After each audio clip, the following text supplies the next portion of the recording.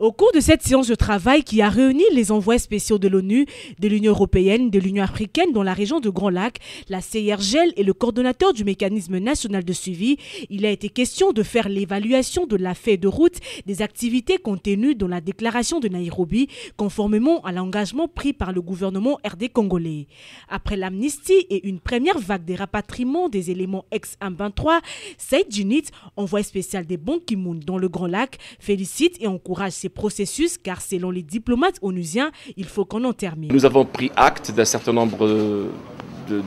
du progrès qui a été réalisé depuis quelques mois et en particulier la coopération qui s'est développée entre la RDC, l'Ouganda d'un côté et entre la RDC et le Rwanda de l'autre, avec l'envoi récemment d'une mission à Kigali qui s'est passée dans de très bonnes conditions, qui a été sanctionnée par un communiqué conjoint. Après la lecture des avancées évidentes réalisées par la partie congolaise dans ces processus, le coordonnateur du MNS a évoqué une décision qui s'en est sortie. C'est qu'une délégation mixte RDC, Ouganda, communauté internationale va devoir se rendre très rapidement sur terrain en Ouganda avec le concours du gouvernement ougandais de manière à clarifier définitivement cette question de qui est congolais, qui veut rentrer au Congo et qui souhaite poursuivre